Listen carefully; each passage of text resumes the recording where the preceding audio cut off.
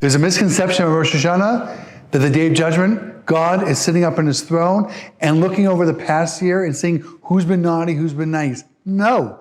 Rosh Hashanah, what are we being judged on? The new year, the upcoming year. Because like every Jewish holiday, we go back to the spiritual forces. What happened on Rosh Hashanah? This was the day, not just when the world was created. According to the Talmud's conclusion, this was the day that God conceived the world. The world wasn't even created yet.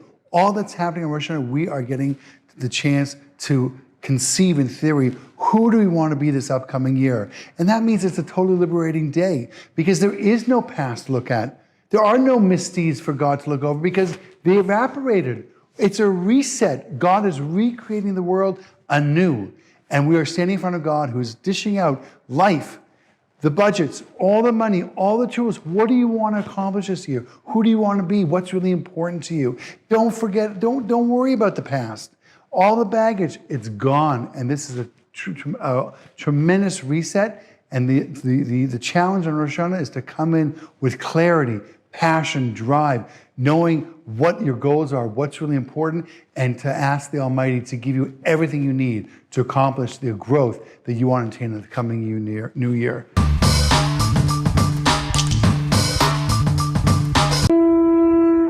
Why do we blow the shofar on Rosh Hashanah? Besides the fact that it comes to wake us up, there's a profound lesson in how it wakes us up. You see, Rosh Hashanah is the day that humanity was created. And when Adam was created, God infused in him a living spirit and soul. That's why on Rosh Hashanah, we reenact that creation of mankind by blowing our soul, our spirit, to awaken us up. You see, waking up is not just physical wake up, but a spiritual wake up. Am I really living up to my potential, to the things that I really want to accomplish in life, to leave an impact, to share love, to make this world a better place? That's the type of awakening, to awaken that passion. That's why we blow the shofar, to wake us up.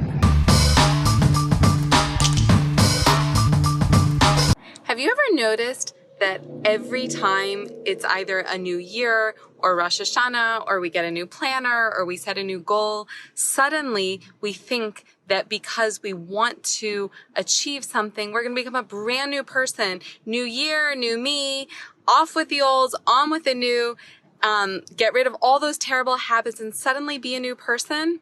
Well, how's that working out for you? It doesn't usually happen like that. And the answer is because actually we're not trying to create a new person. We're trying to tap into the person deep within us. If we understand when we set out to improve ourselves that what we're really trying to do is return to our essence, that part of us that didn't make mistakes and wanted to be good, then if we can really tap into that person, then we can actually make progress and change. Metaphysiophobia is a fear of change, something we all suffer from. You see, often in life, we fall into bad behavior patterns, and over time, they kill our quality of life. Yet amazingly, we don't change. You know, research shows that 60% of Americans make New Year's resolutions each year, yet only a fraction actually keep to them. Why? Now you'll say because people are drunk when they commit. And that's true, because if we were sober, no one would make them. Emotionally, we're terrified of change. But if we'd stop for a minute and think about it logically, what if I told you that 10 years from today, your life will be exactly the same as it is now? No one would be happy with that. Rosh Hashanah means the head of the year because it stands in relation to the rest of the year as our head does to our body. On Rosh Hashanah, we have the opportunity to look at life with logical clarity, push past those emotions and declare this year will be different. Rosh Hashanah is not just the first of 365 days. It's actually a day which is the seed for the entire year. According to the Jewish mystical tradition, the first day of Rosh Hashanah has within it all the potential, all the spiritual energy that is going to be expressed throughout the entire year. So if you think this through, maybe you've heard the question, what would you do if this was the last day of your life? But Rosh Hashanah asks a different question. How would you live this day if you knew that this day really contained within it all the potential for your entire year?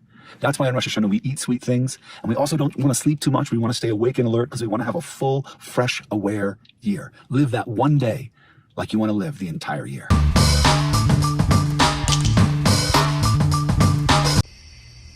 Crack open a pomegranate, and you're going to be awestruck at its beauty and splendor. But if you notice something, you'll see that you can pick out just one pomegranate seed, but that seed is attached to what seems like dozens, if not hundreds, or even 1,000 seeds all together. And that is you. That's the Jewish people. Each one is an individual and beautiful on its own. But what makes it so magnificent is that we're each attached to each other.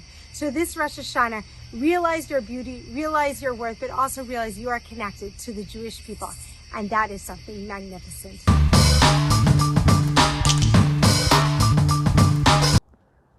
The very first Rosh Hashanah was the creation of Adam and Eve, which means that every Rosh Hashanah is the anniversary of the creation of the human being.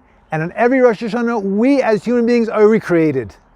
And it's an opportunity for us to recommit ourselves to living the life of a human being, a life of meaning, a life of purpose, a life of actualizing our potential, of growth, of being kinder, of being wiser. Rosh Hashanah is the time to remind ourselves that we are not here to be mediocre, to remind ourselves that we're not here to live lives of just being comfortable, but to recommit ourselves and recreate ourselves to a life of fighting to achieve greatness.